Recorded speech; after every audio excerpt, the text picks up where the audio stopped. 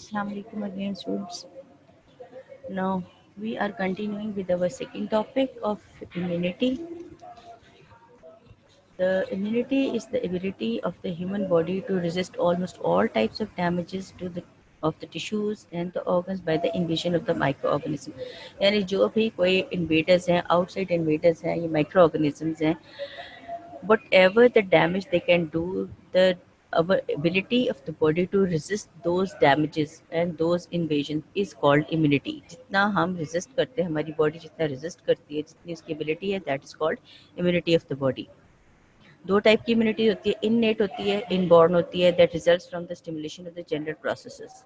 ठीक है, कि ये जो नॉर्मल डेली लाइफ में जो हमारे we come across different types of the we come across different bacteria or different other processes.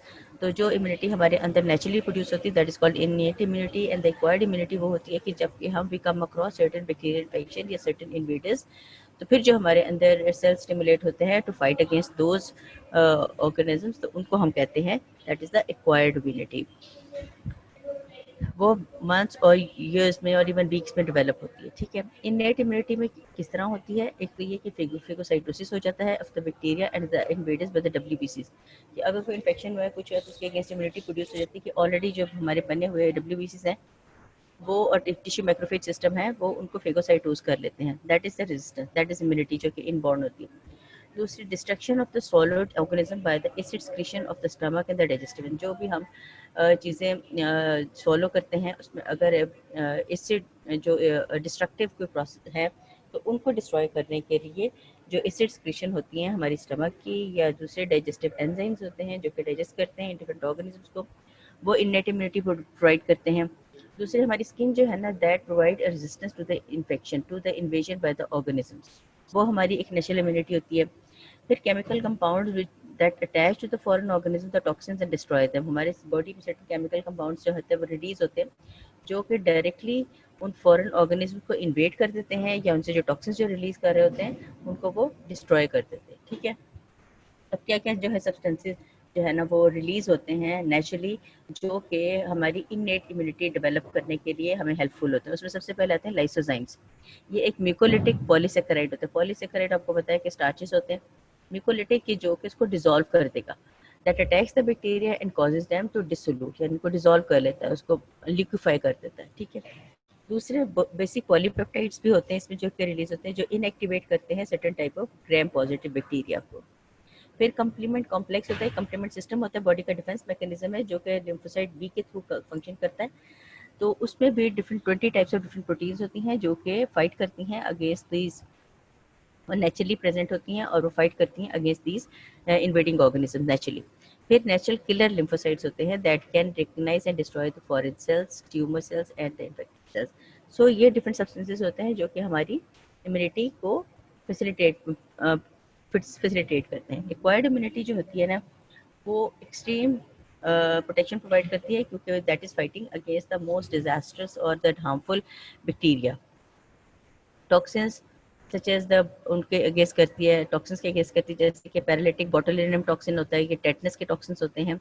तो ये जो है अगर इम्यूनिटी होगी बॉडी में तो अगर 100,000 टाइम्स भी ये टॉक्सिन्स पड़े हों तो बंदा सर्वाइव कर जाता है, पेशेंट सर्वाइव करता है. लेकिन अगर इम्यूनिटी हमारी नहीं है और हम अभी इम्यूनो कॉम्प्रोमाइज हैं तो थोड़ी सी भी इनकी क्वांटिटी जो होती है इन टॉक्सिन्स की they can be lethal to the life of a person. ठीक है, अब ट्रीटमेंट जो है ना इसका ये होता है कि इसमें हम इम्यूनाइज कर देते हैं. आपने देखा है कि जो वैक्सीनेशन वगैरह होते हैं ये immunisation is the best process of developing immunity within the body. ठीक है, against these bacteria and toxins. अब acquired immunity is the ability of the human body to develop extremely powerful specific and immunity against individual invading agents. ठीक है, अब acquired immunity जो होती है वो सेल मीडिएटेड होती है और डिफरेंट टाइप्स ऑफ बैक्टीरिया और टॉक्सिन से होती है. ठीक है, वो सेल मीडिएटेड भी हो सकती है, ह्यूमरल भी हो सकती है. It is cause by the, अब इसमें क्या होता है कि बहुत स्पेसिफिक टाइप ऑफ इम्यूनिटी होती है, स्पेसिफिक टाइप ऑफ एंटीजन जब इन्वेड करते हैं बॉडी को तो जो उसके अगेंस्ट आइदर एंटीबॉडीज बननी है या टी लिम्फोसाइट्स ने एक्टिवेट होना है, तो उसके अगेंस्ट जो स्पेसिफिक डिफेंस मैकेनिज्म है वही एक्टिवेट होता है अगेंस्ट दैट एंटीजन. जो कि इन्वेड कर रहा है बॉडी को, ठीक है। सो एक्वायर्ड इम्यूनिटी जो होती है ये बहुत स्पेसिफिक होती है टू द एंटीजन।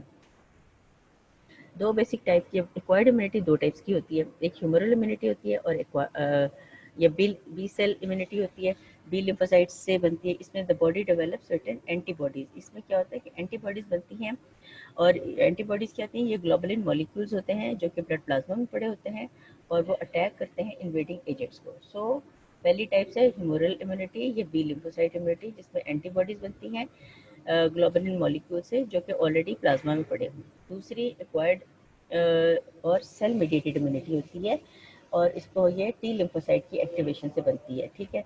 इसमें क्या होता है कि टी लिम्फोसाइट जो होता है डायरेक्टली अटैक करते हैं फॉरेन एजेंट्स को और उनको डिस्ट्रॉय करते हैं, ठीक है। तो बी लिम्फोसाइट्स एंटीबॉडीज के थ्रू करते हैं और जो टी लिम्फोसाइट होते हैं वो डायरेक्टली अटैक करते हैं। Both types of the acquired immunity they are initiated by the antigen. अब एंटीजन क्या होते हैं? They are protein और the large polysaccharides होते हैं। They initiate the acquired immunity और these substances they call antigen और antibody generations, ठीक है। ये एंटीजन एंटीबॉडी जनरेशन में ये हेल्पफुल होते हैं, यानी जो अगर एंटीजन आएगा तो एंटीबॉडीज जनरेट होना शुरू हो जाएंगी बॉडी में, ठीक है, उसके against. For a substance to be antigen, अब एक एंटीजन के लिए क्या क्या उसकी क्वालिटीज़ होनी चाहिए? एक तो ये कि वो हाई मॉलिक्यूलर वेट का होना चाहिए, मोस्टली मोर देन 8000। दूसरा एंटीजेनिसिटी जो है वो डिपेंड करती है कि कितना depends on the regularly recurring molecular groups called एपिटॉप्स on the surface of the large molecule, ठीक है।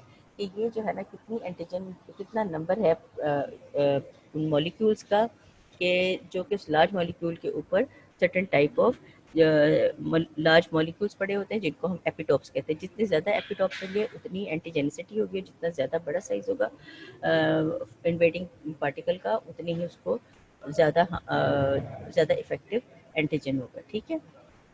सो एंटीजन जो होती हैं वो प्रोटीन्स और पॉलीसेकेराइड्स होती हैं।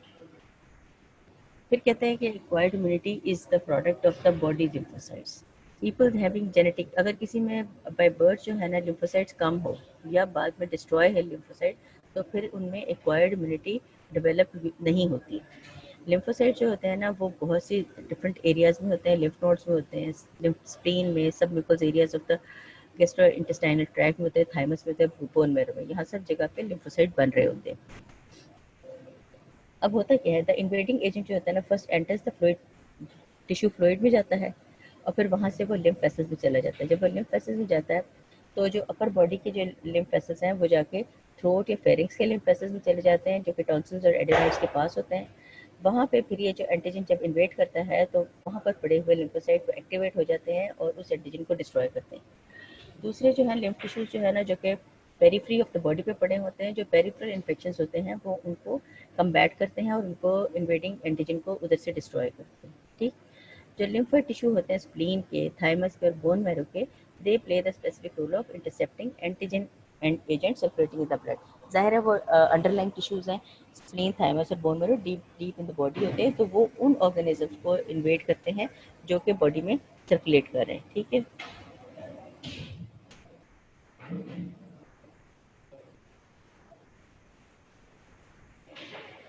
ये डायग्राम आपको शो कर रही है कि डिफरेंट एरियाज हैं बॉडी के जहाँ पे different group of lymph nodes पड़े हुए हैं, ठीक है। सर्वाइकल हैं, इसमें अपर लिम्फ के हैं, थोरेसिक हैं, एब्डोमिनल हैं, मेमोरी ग्लैंड्स के हैं, स्प्लीन के हैं। सो दे आर डिफरेंट टाइप्स। हर आप देखिए हर एरिया ऑफ द बॉडी में different group of lymph nodes पड़े हैं जहाँ पर से इन्वेडिंग ऑर्गेनिज्म ने गुजरना ही है and they are destroyed there.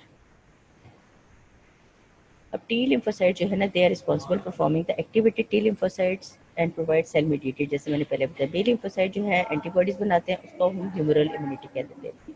अब दोनों टाइप के लिम्फोसाइट जो है ना ये एम्ब्रियो में प्लूरीपोटेंट हीमोपोइटिक स्टेम सेल से निकलते हैं। वहाँ से जब ये निकलते हैं डेवलप होते हैं तो लिम्फोसाइट जो होते हैं ना they are formed eventually they end up in the lymphoid tissue, सबने बन के और होके डेवलप होके तो जो है प्री प्रोसेस होके लिम्फोइड टिश्यू में जाके ही उन्होंने रिजाइड करना है और स्टोर होना है।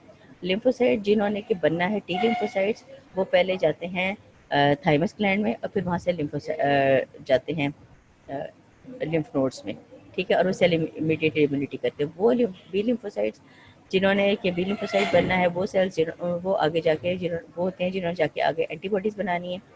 तो वो लिवर और बोन मैरो के अंदर डेवलप होते हैं और फिर वहाँ से वो लिम्फ नोड्स में चले जाते हैं after birth.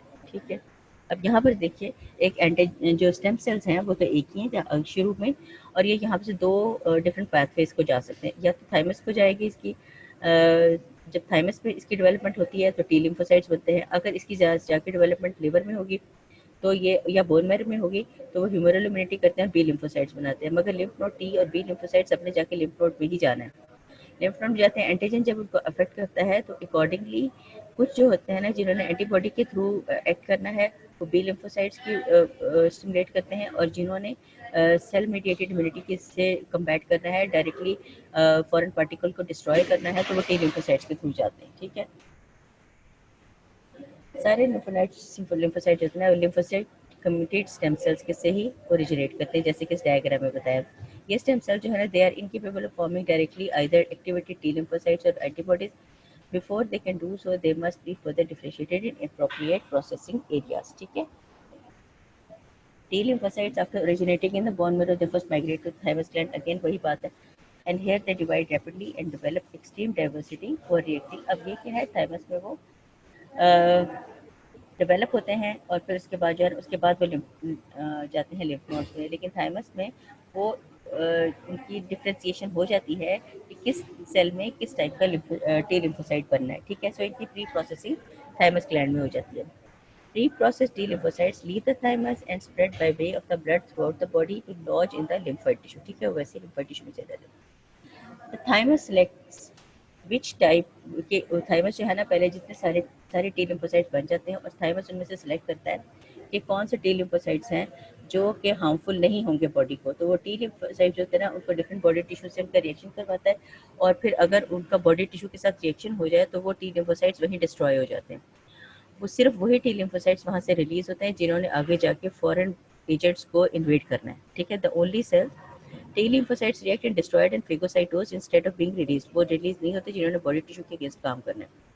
This happens to as many as 90% of the cell। ठीक है, 90% of T lymphocyte इस तरह अंदर खत्म हो जाते हैं। The only cells that are finally released are those that are non-reactive against body's own antigens। सिर्फ वो T lymphocyte रिलीज होते हैं थाइमस से जो कि बॉडी टिश्यूज के लिए हार्मफुल नहीं होते। ठीक है, such as from the bacteria, और सिर्फ वो रिलीज होते हैं, उन बॉडी टिश्यू को हार्मफुल नहीं होते। They react only against the antigen, जो कि आउटसाइड एंटीजन होते हैं वो सिर्फ उनको जाके डिस्ट्रॉय करते हैं, आइदर वो बैक्टीरिया के टॉक्सिन हो या ट्रांसप्लांटेड टिश्यू हो from the other person. Most of the pre processing of the T lymphocytes in the thymus occurs shortly before of the birth। ठीक है, ज़्यादातर lymphocytes की प्री प्रोसेसिंग हो जाती है थाइमस में बर्थ से पहले ही। Which few months after birth, removal of the thymus gland diminishes but does not eliminate the T lymphocyte immune system। अगर कुछ देर बाद बर्थ के कुछ देर बाद अगर हम थाइमस को रिमूव भी कर दें तो टी लिम्फोसाइट का सिस्टम जो है ना वो बिल्कुल खत्म नहीं होता, क्योंकि प्री प्रोसेसिंग होकर बहुत से T lymphocyte already lymph node में जा चुकी होती है।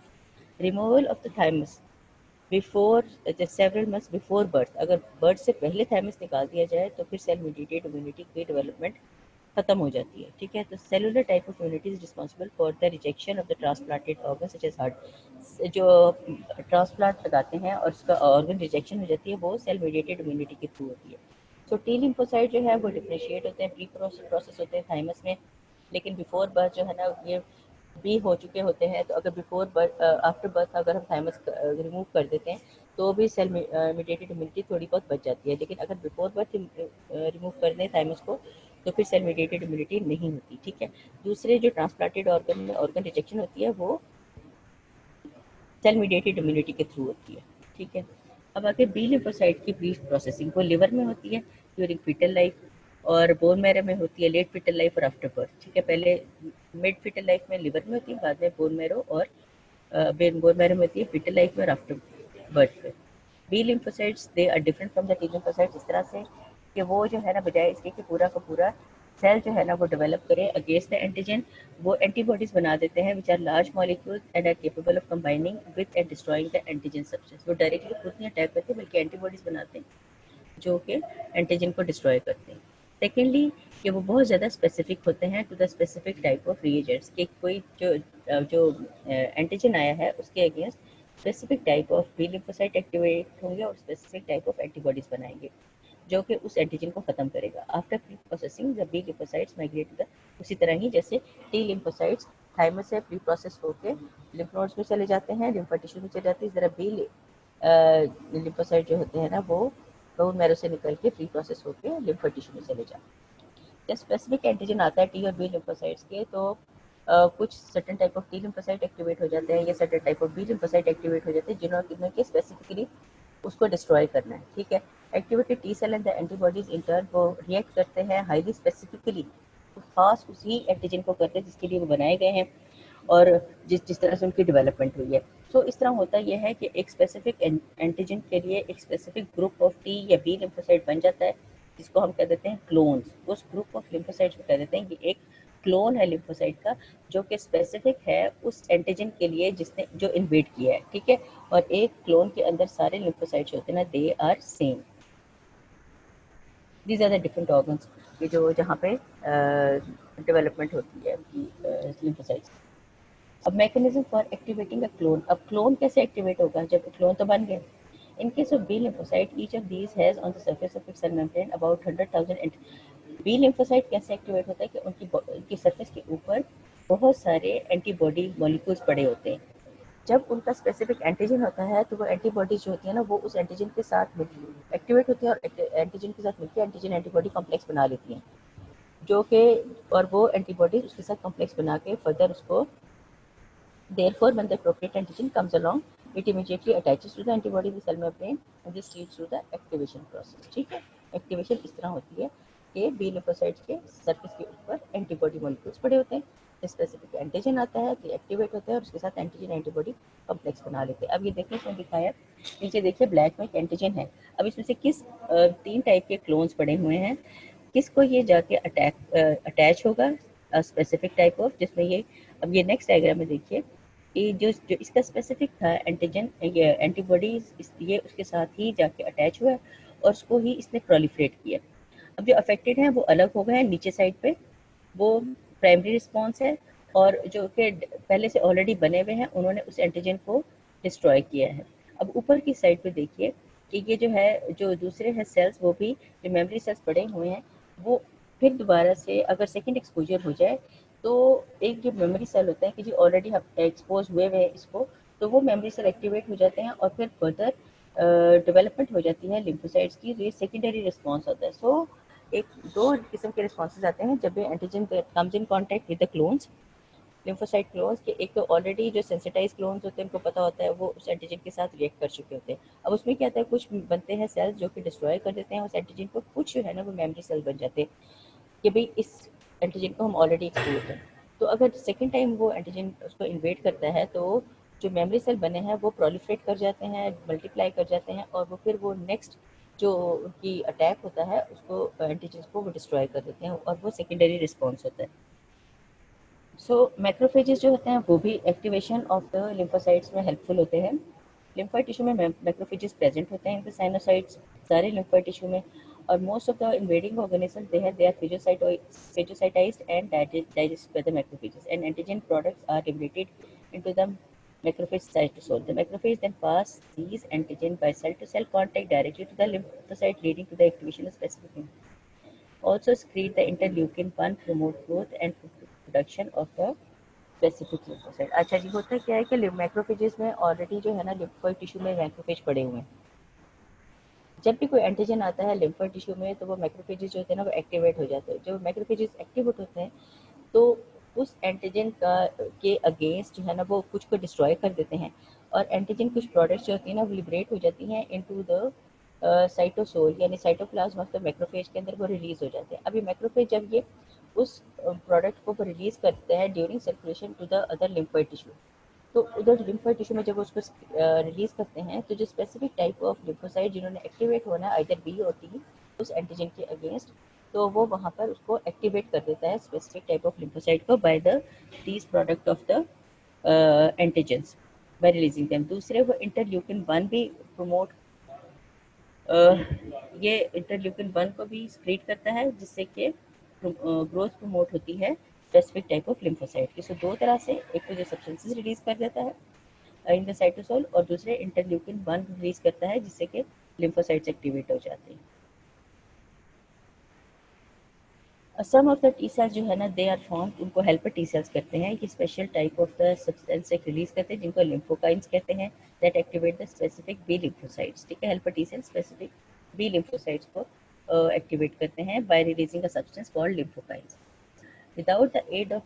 अब ये हेल्पर टी सेल्स इतने हेल्पफुल है कि quantity of the antibodies form by the lymphocytes कम होती है, क्योंकि ये इसमें लिम्फोकाइंस जो ये रिलीज करते हैं वो डायरेक्टली बी लिम्फोसाइट्स को एक्टिवेट करते हैं। ठीक है, अब यहाँ देखिए कि ये इन्होंने एक मैक्रोफेज दिखाया, वही जो प्रोसेस मैंने आपको बताया है वो सारा ये उसको इन्वेट करता है, अंदर साइटोसोल में रिलीज करता है, वो सब्सटेंस जो है ना वो रिलीज करता है। एंटीजन फ्रेगमेंटेड जो मैक्रोफेज होते हैं ना वो साइड पे रिलीज हो जाते हैं, जो आगे जाके टी और बी लिम्फोसाइट जिसको भी उन्होंने करना है एक्टिवेट, उन क्लोन्स को वो एक्टिवेट कर देते हैं स्पेसिफिक सेल्स को।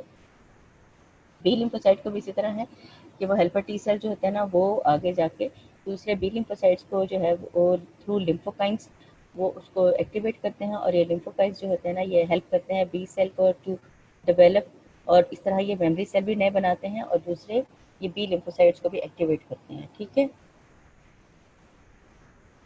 अब एंटीबॉडीज होती हैं, 5 मेजर टाइप्स ऑफ एंटीबॉडीज होती हैं इन द बॉडी। एक होती है IgA, IgD, IgE, IgG और IgM।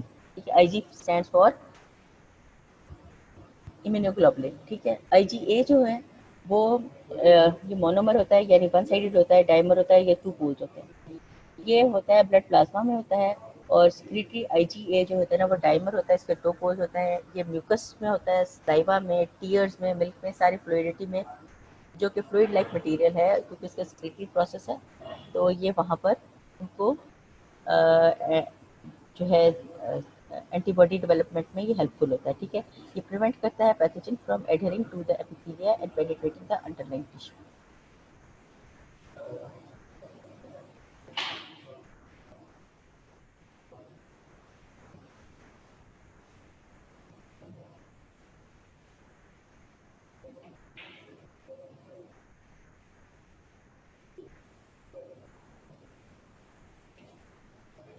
ड्रॉप आप लोगों का सितंबर अक्टूबर तक ही होता है, वो हो जाएगा, आज डेट आ जाएगी, नोट करें। अच्छा जी, we were discussing the immunoglobulins. Immunoglobulins जो हैं वो मोनोमर्स होते हैं और डाइमर्स होते हैं। ठीक है, ये ब्लड प्लाज्मा में पड़े होते हैं, और जो स्क्रीटरी डाइमर्स होते हैं वो म्यूकस में होते हैं, स्लाइवा में, टीयर्स में, मिल्क में, इंटेस्टिनल सिक्रीशंस में। ठीक है, ये पैथोजन को टिश्यू में इन्वेड करने से प्रिवेंट करते हैं।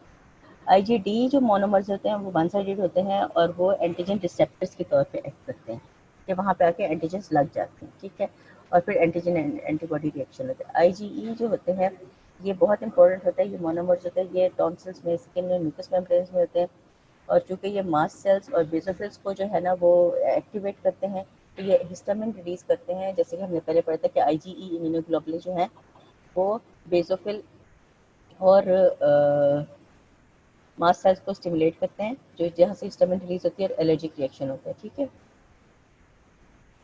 IgG और IgM ये बहुत इंपॉर्टेंट एंटीबॉडीज हैं, इम्यूनोग्लोबुलिन्स हैं। ये IgG भी मोनोमर्स है, ये ऑलमोस्ट 75 to 85% होता है, ये सारी बॉडी में सर्कुलेट करता है, और it can cross the placenta and confers the temperature. और ये जो है ना ये एंटी डी एंटीबॉडीज जो होती हैं ऑफ द RH उस group IgG type of antibodies होती हैं, जो कि एंटी डी एंटीबॉडीज जो कि RH ब्लड ग्रुप में बनती हैं, जो कि RH इनकम्पेटिबिलिटी के केसेस में। ठीक है, ये इंपॉर्टेंट होती हैं क्योंकि क्रॉस कर जाती हैं प्लेसेंटा को।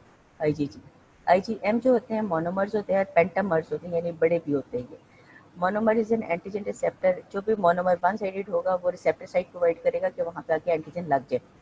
अब ये पेंटामर जो होता है that occurs in blood plasma, the predominant antibodies created in primary immune response. ये IgM टाइप ऑफ जो पहले जो एंटीबॉडीज रिलीज होती हैं प्राइमरी रिस्पॉन्स में वो यूजुअली IgM टाइप की होती हैं इम्यूनोग्लोबुलिन्स, और ये बहुत स्ट्रॉन्ग होती हैं। दे हैव द एबिलिटी एग्लूटिनेटिंग के जो जिसके अटैक करती हैं उसकी इनकी एग्लूटिनेटिंग एबिलिटी होती है कि जिस एंटीजन के साथ ये एक्ट करती हैं तो ये एंटीजन एंटीबॉडी कॉम्प्लेक्स बना देती हैं और उसको एग्लूटिनेट कर देती हैं। इसमें ABO ग्रुप के एंटीजन एंटीबॉडी रिएक्शंस आ जाते हैं, उसमें IgM टाइप ऑफ एंटीबॉडीज बनती हैं ABO ब्लड ग्रुपिंग में। ठीक है, तो 5 टाइप्स की एंटीबॉडीज हैं, IgA, IgD, IgE, IgG और IgM, इनके डिफरेंट फंक्शंस हैं। अब करते ये एंटीबॉडीज जो है ना किस तरह से अटैक करती हैं और किस तरह से ये डिस्ट्रॉय करती हैं इन्वेडिंग ऑर्गेनिजम्स को। या तो ये एग्लूटिनेशन करती हैं, एंटीजन एंटीबॉडी कॉम्प्लेक्स बना है और ये क्लब कर देती हैं वहाँ पे सारे सेल्स को और एग्लूटिनेट कर, एग्लूटिनेट का मतलब है कि जमना शुरू हो जाए, खून जमना, that is agglutination. Precipitation, precipitation आपको पता है कि प्रेसिपिटेट बन जाते हैं, ये मॉलिक्यूलर कॉम्प्लेक्स बनाते हैं सॉल्युबल एंटीजेंस का, जैसे कि टेटनस टॉक्साइड के केस में ये प्रेसिपिटेट्स बनाते हैं और उनको फिर टॉक्सिन्स को इनसॉल्युबल कर देते हैं उनके साथ प्रेसिपिटेट बना के। न्यूट्रलाइजेशन, ये एंटीबॉडी जो है ना वो कवर कर लेती है जो कि एंटीजन के टॉक्सिक साइट्स हैं उनको कवर कर देती है एंटीबॉडी और वो न्यूट्रलाइज हो जाते हैं। लाइसिस यानी इनको डिस्ट्रॉय कर देते हैं, तोड़ देते हैं, in which some potent antibodies directly cause the rupture of the agent. So antibodies या तो एग्लूटिनेट कर देती हैं या प्रेसिपिटेट कर देती हैं एंटीजन को, या उसको न्यूट्रलाइज कर देती हैं या उसको तोड़ फोड़ कर देती हैं, लाइसिस कर देती हैं। फिर आता है एक कॉम्प्लीमेंट सिस्टम होता है for the antibody action. Complement जो होते हैं ना ये 20 प्रोटीन कंपाउंड जो होते हैं वो मौजूद होते हैं, ये पूरा एक सीक्वेंस है कम्प्लीमेंट सिस्टम का। उसमें 11 प्रोटीन्स होती हैं वो designated C1 through C9 B and D present normally among the plasma proteins में पड़े होते हैं ये सारे कॉम्प्लीमेंट सिस्टम फैक्टर्स, और ये लीक हो जाते हैं into the capillary tissue spaces में जब इनकी ज़रूरत होती है। The enzyme precursors are normally inactive but they can be activated mainly by so called classic pathway. ठीक है, ये इनका एक स्पेसिफिक टाइप ऑफ पाथवे होता है जिसको ये फॉलो करते हैं। ये आपने डायग्राम याद कर लेनी है कि एंटीजन एंटीबॉडी जो है ना वो आ रहा है कॉम्प्लीमेंट सिस्टम पे, यूजुअली शॉर्ट नोट आता है और आप लोग एक दफ़ा इसको पढ़ लीजिएगा अच्छी तरह। ठीक है, उसका सीक्वेंस दिया हुआ है। अब वो डिफरेंट प्रोसेस होते हैं, ऑप्सनाइजेशन होती है कि वो अटैक करता है और उसको वो न्यूट्रलाइज कर देता है सॉर्ट ऑफ। ठीक है, ऑप्सनाइजेशन एंड फेगोसाइटोसिस, ये फेगोसाइटोसिस की ही फॉर्म होती है ऑप्सनाइजेशन, और ये उसको एनगल्फ कर लेता है। दीज आर एक्टिवेटेड बाय, अब कॉम्प्लीमेंट के डिफरेंट टाइप्स होते हैं, C3b by both neutrophils and macrophages से ऑप्सनाइजेशन करती है कॉम्प्लीमेंट सिस्टम। दूसरा लाइसिस करता है, लिटिक कॉम्प्लेक्स बनता है C5b789 से, और एग्लूटिनेशन कर सकता है, न्यूट्रलाइजेशन ऑफ वायरसेस कर सकता है, ये कीमोटेक्सिस करता है C5a से, causing chemotaxis of the neutrophil and macrophages. ठीक है, और activation of the mast cells and basophil fragment C3a C4a C5a। So different complement factors जो होते हैं ना वो डिफरेंट टाइप्स ऑफ ये फंक्शंस परफॉर्म कर रहे होते हैं। सो बाय ऑप्शनाइजेशन वो न्यूट्रलाइज करते हैं, लाइसिस के थ्रू करते हैं, उस पर डिफरेंट होती हैं, एग्लूटिनेशन में डिफरेंट होती है, न्यूट्रलाइजेशन में डिफरेंट होती है, कीमोटेक्सिस एंड एक्टिवेशन। ये आपसे पूछा जा सकता है कि किस किस पाथवे से ये एंटीजन को न्यूट्रलाइज करती हैं, और it causes through antibody system, और ये बॉडी में सर्कुलेट कर रही होती है नॉर्मली भी। अब आ जाती है आगे सेल मीडिएटेड इम्यूनिटी। 85% जो हमारी इम्यूनिटी होती है सेल मीडिएटेड होती है जो एक्वायर्ड इम्यूनिटी है, और 15% जो है ना थ्रू बी लिम्फोसाइट्स होती है।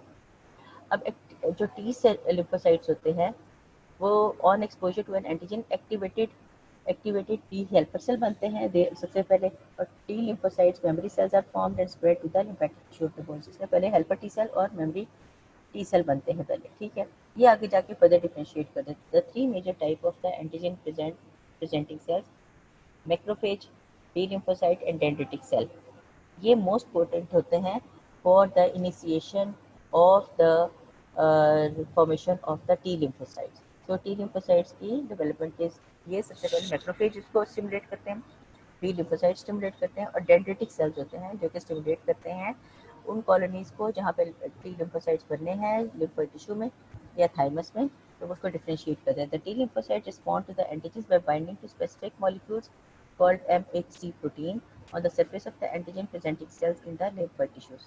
The MHC proteins are encoded by a large group of genes called the major histocompatibility complex. ठीक है, MHC stands for major histocompatibility complex। अब ये major histocompatibility complex है ना ये एंटीजन के ऊपर पड़ा होता है। टी लिम्फोसाइट जो है ना स्पेसिफिक टाइप ऑफ MHC जो प्रोटीन्स होती हैं उनको रिकग्नाइज करती हैं, जब उनको रिकग्नाइज करती हैं तो वो फिर एक्टिवेट हो जाती हैं और मल्टीप्लाई करना शुरू करती हैं to fight against specific type of MHC proteins.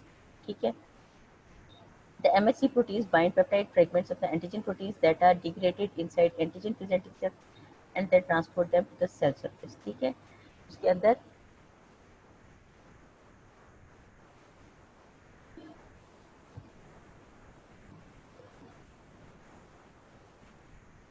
ये इसका मेजर जो है कम्बिनेशन विद MHC प्रोटीन होता है, वहीं से जाके एक्टिवेट होते हैं जब वंस फॉर्म्ड।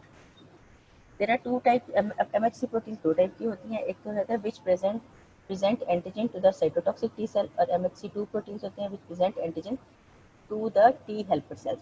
MHC प्रोटीन जो है ना वो टी लिम्फोसाइट्स के साथ होती हैं, दो टाइप्स की होती हैं, MHC1 और MHC2। अब MHC1 जो है ना, अगर एंटीजन आके MHC1 के साथ लग गया है तो वो उसको भेज देगा towards cytotoxic T cell. Cytotoxic T cell जो होते हैं तो सेल की डिस्ट्रक्शन कर देते हैं।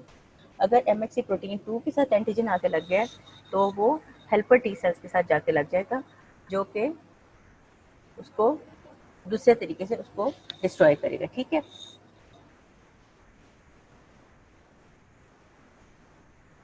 अब ये देखिए MHC प्रोटीन इसमें दिखा रहे हैं, फॉरेन प्रोटीन है, और MHC प्रोटीन है एंटीजन प्रेजेंटिंग सेल के साथ ऊपर।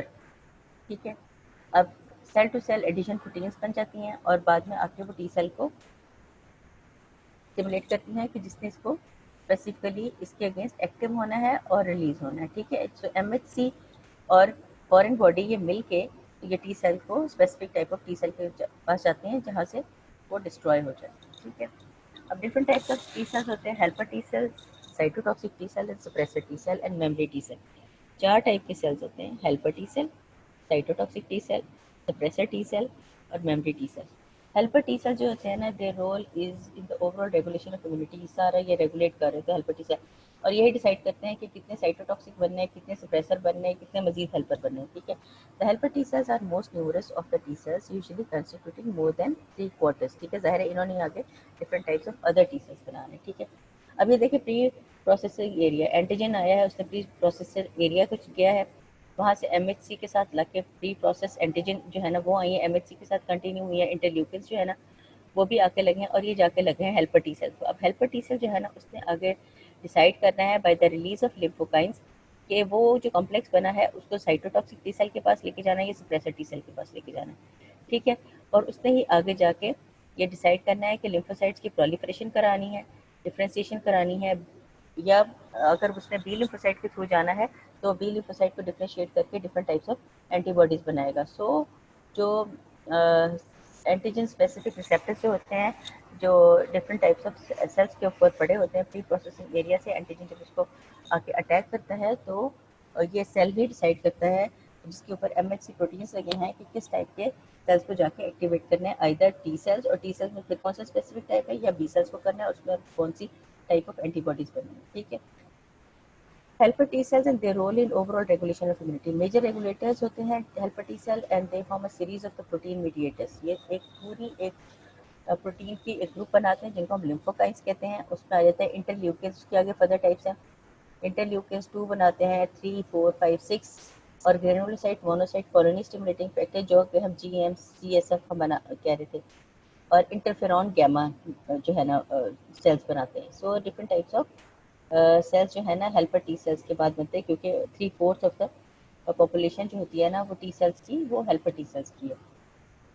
Specific regulatory function of the lymphokines. In the absence of the lymphokines from the T helper cells, the remainder of the immune system is almost paralyzed. ज़ाहिर है lymphokynes release नहीं होंगे, और जितने substances हमने प्रीवियस स्लाइड में देखे वो रिलीज नहीं होंगे, तो दूसरी डिफ्रेंसिएशन नहीं होगी डिफरेंट टाइप्स ऑफ सेल्स की, इसलिए इम्यून सिस्टम जो है ना वो सारा बैठ जाता है। It is the helper T cells that are inactivated or destroyed by the acquired immunodeficiency syndrome। जो एड्स होता है उसमें स्पेशली, ये आपसे MCQ में भी क्वेश्चन आ जाता है, और आपसे वैसे भी एड्स पे जब क्वेश्चन होता है तो उसमें यही होता है कि which type of cells they are destroyed और they are deficient in case of AIDS virus. ठीक है, which leaves the body almost totally unprotected against infectious disease leading to the debilitating and lethal effects of AIDS. ठीक है,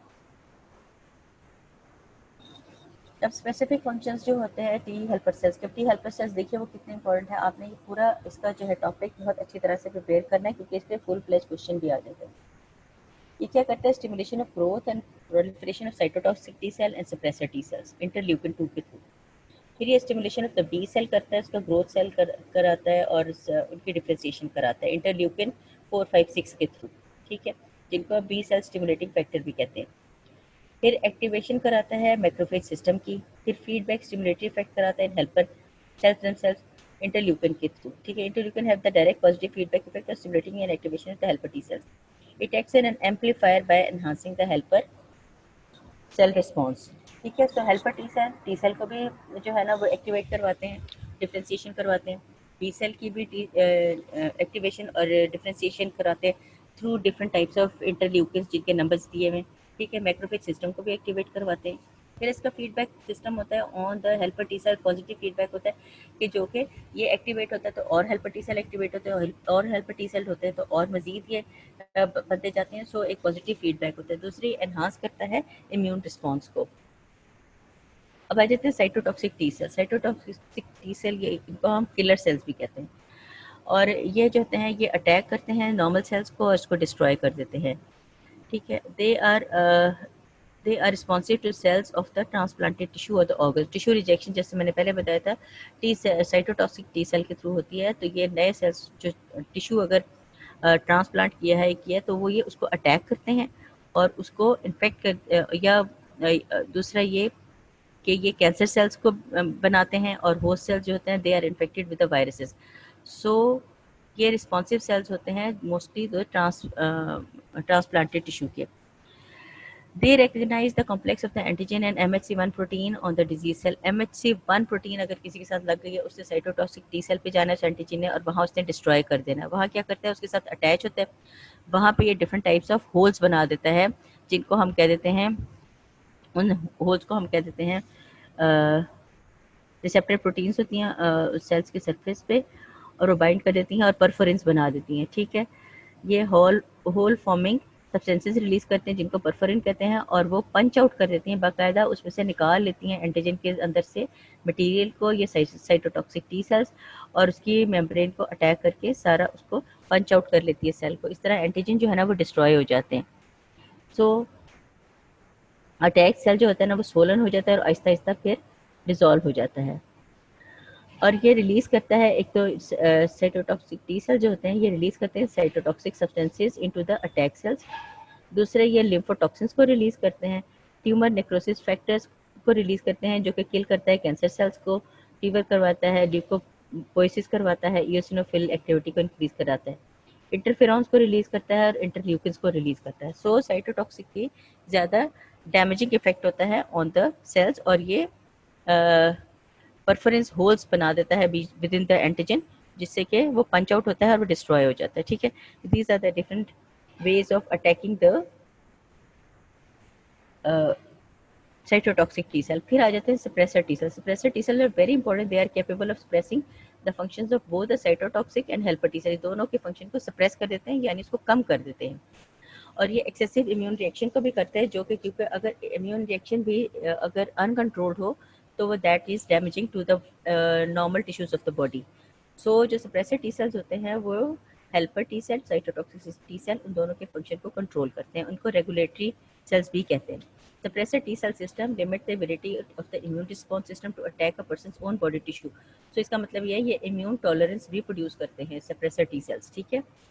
सो ये ताकि जो immune cells जो हैं वो अटैक ना करें द बॉडी टिश्यूज को। ठीक है। This was all about the T and the B lymphocytes. अब फिर आ जाते हैं एलर्जिक रिस्पॉन्सेज। एलर्जिक रिस्पॉन्सेज कहते हैं any inflammatory immune response to non pathogen agents, जो कि नॉन पैथोजन है, यानी कि वो इन्फेक्टिव नहीं है, लेकिन they can cause the damage through other ways like allergies. तो एलर्जिक रिस्पॉन्स होते हैं। अब उसके दो टाइप के रिएक्शंस होते हैं, इमीडिएट हाइपर सेंसिटिव रिएक्शन होते हैं या डिलेड होते हैं। इमीडिएट हाइपर सेंसिटिव रिएक्शन में आता है जो डिजीजेज आती हैं, हे फीवर होता है, उसमें कैट एलर्जीज आ जाती हैं, ए बी मीडिएटेड आईजीई होती है, that takes minutes IgE antibodies के थ्रू।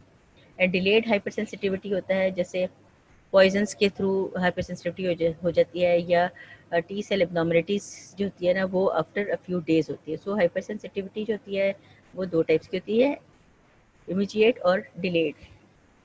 अब हाइपर सेंसिटिविटी क्यों होती है, किसी भी एलर्जन की वजह से हाइपर सेंसिटिविटी होती है या एलर्जी होती है। व्हाट इज एन एलर्जन, होता क्या है, that may be almost anything, कुछ भी हो सकता है जो कि एज एलर्जन काम कर सकता है। पॉलन हो सकते हैं, मेटल हो सकती है, ऑर्गेनिक और इनऑर्गेनिक हो सकते हैं, कोई भी मटेरियल हो सकता है that can act as an allergen to any person, कि उसको एलर्जी कर देगा। स्ट्रॉन्ग जेनेटिक कंपोनेंट होता है इसका, और allergies in response to the injection, inhalation, injection, skin contact, किसी भी तरह से हो सकती है एलर्जीज, या डायरेक्टली कोई चीज़ खा ली जाए या इनहेल कर ली जाए या इंजेक्शन लग जाए या स्किन कॉन्टैक्ट हो जाए। अब सेंसिटाइजेशन फेज होती है कि 1 डिग्री इम्यून रिस्पॉन्स होता है followed by secondary immune response subsequent exposure. पहले जो रिस्पॉन्स होता है एलर्जन के साथ, उसमें क्या होता है कि हो सकता है इतना स्ट्रॉन्ग रिस्पॉन्स ना हो, लेकिन सेकेंड रिस्पॉन्स पे होता है ये, चूँकि ऑलरेडी एंटीबॉडीज बन चुकी होती हैं, तो नेक्स्ट टाइम जब एंटीजन आता है तो बड़ा स्ट्रॉन्ग इम्यून रिस्पॉन्स होता है, उसको हम सेंसिटाइजिंग फेज 2 कहते हैं। अब वो लोग जिनमें के एलर्जिक टेंडेंसी होती है, उनकी स्पेशल टेंडेंसी होती है, उनको कहते हैं एटॉपिक एलर्जीज होती हैं उनको, because they are caused by non ordinary response of the immune system के, उनका special type of response system होता है। The allergic tendency is genetic, ये कहते हैं ना कि जीन्स में आती है, विरासत में आती है एलर्जी, तो so the allergies they are genetically determined and is characterized by the presence of large quantities of IgE antibodies in the blood के अगर जेनेटिकली पर्सन के ब्लड में IgE एंटीबॉडीज हैं that usually responds more to the different types of allergies. ठीक है, these antibodies are called reagents. जो antibodies बन गई होती है जिन्होंने एंटीजन के साथ रिएक्ट करना है, जो कि IgE एंटीबॉडीज है, इनको हम रिएजेंट्स कहते हैं या सेंसिटाइजिंग एंटीबॉडीज कहते हैं। जब कोई एलर्जन या आउटसाइड कोई भी आ जाता है हमारे antigen, defined as a non-pathogen antigen that reacts specifically with a specific type of IgE reagent। ठीक है, जो स्पेसिफिक एलर्जन आके specific type of reagent IgE reagent के साथ वो आके अटैच होता है और एलर्जन रिएजेंट कॉम्प्लेक्स बन जाता है, उनका रिएक्शन होता है आपस में और सब्सिक्वेंट एलर्जिक रिएक्शन स्टार्ट हो जाता है। अब IgE एंटीबॉडीज ये रिएजेंट्स जो होते हैं they attach to the mast cells और बेसोफिल, जो हमने पहले भी बार बार हम पढ़ रहे हैं कि IgE जो है वो मास्ट सेल और बेसोफिल्स के साथ रिलीज हो जाते हैं, और सिंगल मास्ट सेल और the basophils can bind as many as 500,000 molecules of IgE antibodies, यानी एक बेसोफिल इतनी सारी IgE एंटीबॉडीज के साथ वो अटैच कर सकते हैं। जब एंटीजन और allergen having multiple binding sites bind with the IgE, जब IgE की इतनी सारी बाइंडिंग साइट्स है तो ढेर सारे एलर्जन आके इसको लग जाते हैं दे, और वो जाके फिर अटैच हो जाते हैं टू द मास्ट सेल्स, और ये काफ़ी चेंज ले जाते हैं within the membrane of the mast cell और बेसोफिल्स। अब जब जब मेम्ब्रेन मास्ट सेल्स के ऊपर इतने सारे IgE पड़े हुए हैं, उनके साथ आकर इतने ही एलर्जन लग गए हैं, तो जो मेम्ब्रेन होती है मास्ट सेल की और बेसोफिल की वो रप्चर हो जाती है। जब वो रप्चर हो जाती है तो उसके अंदर से रिलीज होते हैं histamine, proteases, slow reacting substance of anaphylaxis, जो कि टॉक्सिक ल्यूकोट्रीन्स होती हैं। इओसिनोफिल कीमोटैक्टिक सब्सटेंसेस रिलीज होते हैं, न्यूट्रोफिल कीमोटैक्टिक सब्सटेंसेस रिलीज होते हैं, हेपरिन रिलीज होती है, प्लेटलेट एंड एक्टिवेटिंग फैक्टर, सारे एलर्जी के जो सब्सटेंसेस होते हैं वो इनसे रिलीज होते हैं। अब ल्यूकोट्रीन्स क्या होती हैं? 20 कार्बन कंटेनिंग फैटी एसिड्स होते हैं जो कि derived of the A B C D and E type के होते हैं। ये इनकी डिफरेंट टाइप्स हैं 20 कार्बन कंपाउंड ल्यूकोट्रीन्स की। They are produced in tremendous amounts in asthma. Asthma में बहुत ज़्यादा ल्यूकोट्रीन्स बनते हैं क्योंकि इमीडिएट उनका एलर्जिक रिएक्शन होता है, IgE एंटीबॉडीज बहुत होती हैं इन पेशेंट्स में, कॉजिंग स्मूथ मसल, और वो जाके डायरेक्टली जो है ना smooth muscles of the pulmonary passages यानी कि ब्रोंक्यूल्स पे करते हैं, मोस्टली ब्रोंक्यूल्स पे करते हैं। वो मसल्स जो होते हैं कॉन्ट्रैक्ट करते हैं और ब्रोंक्यूल्स जो होते हैं ना वो कंस्ट्रिक्ट हो जाती हैं, ठीक है, ब्रोंकोस्पैज्म हो जाता है उसको। और ल्यूकोट्रीन्स C4, D4 and E4 they represent slow rating substance of anaphylaxis. ये डिफरेंट टाइप्स है। द सब्सटेंसेज दैट कॉज, अब ये जो सब्सटेंसेज रिलीज होते हैं CD3-4, जो भी सब्सटेंसेज ऑफ एनाफिलैक्सिस हैं, हिस्टामिन वगैरह, ये करते क्या हैं? ये करते हैं dilatation of the local blood vessel, dilation कर जाते हैं, ओपन अप हो जाती है लोकल ब्लड वेसल्स। उससे क्या है, ज़्यादा इनोसिल और न्यूट्रोफिल आ जाते हैं रिएक्टिव साइट पे, जो कैपिलरी परमेबिलिटी होती है वो इंक्रीज कर जाती है, और एक contraction of the local smooth muscle हो जाता है। सो ये और सारे डिफरेंट रिस्पॉन्सेज जो हैं ये एलर्जिक टाइप ऑफ रिस्पॉन्स को प्रोड्यूस करते हैं, और पेशेंट जो है ना that suffers from the bronchospasm या दूसरी वेसोकंस्ट्रिक्शन हो जाती है, कैपिलरी परमेबिलिटी जो है ना वो इंक्रीज कर जाती है और स्वोलन टिश्यूज हो जाते हैं।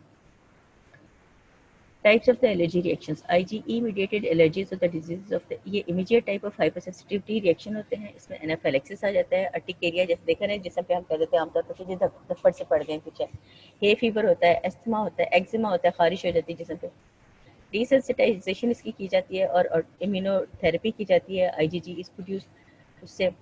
दूसरा जो होता है ना T सेल मीडिएटेड एलर्जी होती है, वो डिलेड होती है, डिलेड हाइपरसेंसिटिविटी रिएक्शन होता है, और ये repeated exposure of the body to certain chemicals. और कॉन्टैक्ट डर्मेटाइटिस आ जाता है, इसमें एलर्जिक न्यूमोनाइटिस आ जाता है, और इसके अलावा जो है ना हम इसके इन एलर्जी डिलेड एलर्जिक रिएक्शन को हम मॉन्टूज टेस्ट या TB का टेस्ट करने के लिए भी डिलेड एलर्जी रिएक्शन को हम यूज़ करते हैं। तो दो टाइप के एलर्जी रिएक्शन होते हैं, अर्ली IgE से और डिलेड होते हैं वो T cell mediated allergy reaction होते हैं। और यूज़ इसका ये है कि ये टीबी के टेस्ट में हम डिलेड एलर्जी रिएक्शन को हम यूज़ करते हैं। ये सारे डिफरेंट टाइप्स है। एनाफाइलेक्सिस पे आपको शॉर्ट नोट आ सकता है। ये स्पेसिफिक टाइप ऑफ एलर्जिन जो है अगर डायरेक्टली सर्कुलेशन में चले जाएँ तो बेसोफिल मास्ट सेल के साथ रिएक्ट करते हैं, फिर वहाँ पे आईजीई जो ऊपर लगी होती हैं उनके साथ करते हैं, और ये सारे जो है ना ये चूँकि बहुत ज़्यादा नंबर होता है आईजीई इम्यूनोग्लोबुलिन्स का, तो और ये सर्कुलेशन में सारी स्प्रेड कर जाते हैं और एक वाइड स्प्रेड एलर्जिक रिएक्शन होता है जिसको हम कहते हैं anaphylaxis within the whole body.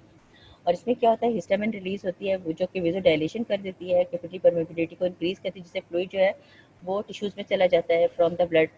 और पर्सन जो है ना experience this reaction they may die of circulatory shock within a few minutes.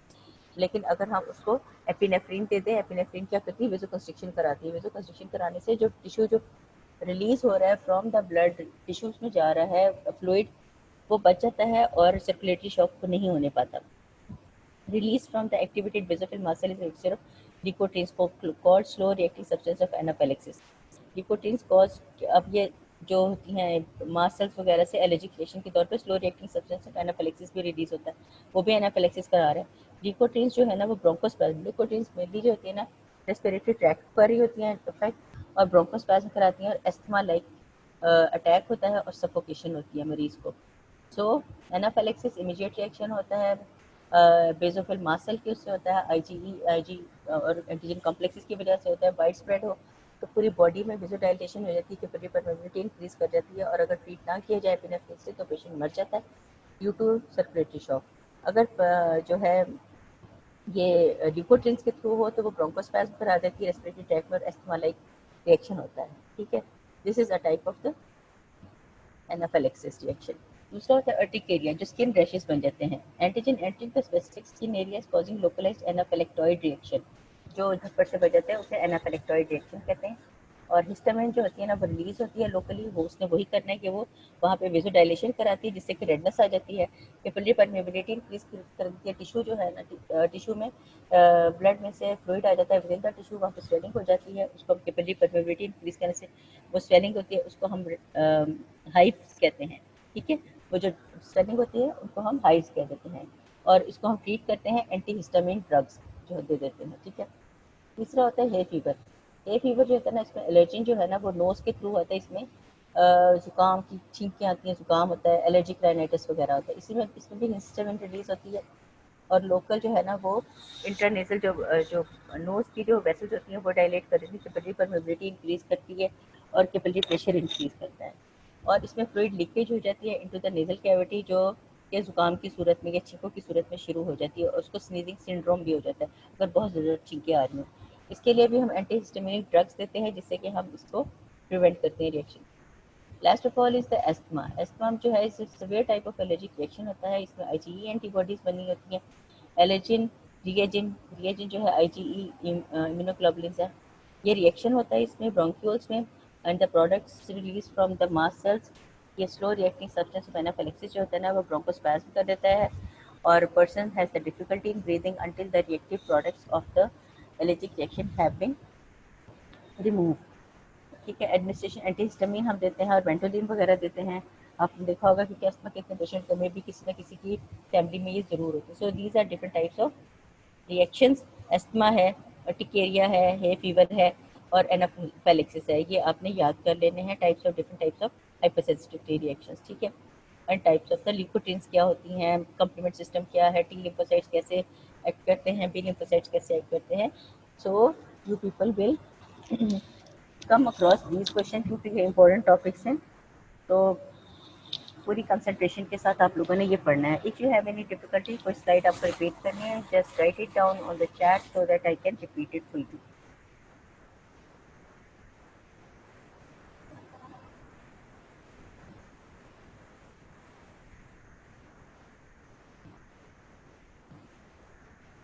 जुम्मा बेटा अगले जुम्मे पढ़ लेना। अच्छा, ड्रॉप आप लोगों का जो है, अब आप लोगों का स्केड्यूल ये है 12 to 1, it's almost done now. तो जाके जुम्मा पढ़ो, दुआ करो अल्लाह ताला से जो है ना, अल्लाह ताला सबको महफूज रखे। The things are not good in Pakistan. Best of luck for your future. पढ़ाई को तैयारी शुरू कर दो अपने एग्ज़ाम्स की, otherwise the things are going to be very difficult, really very difficult.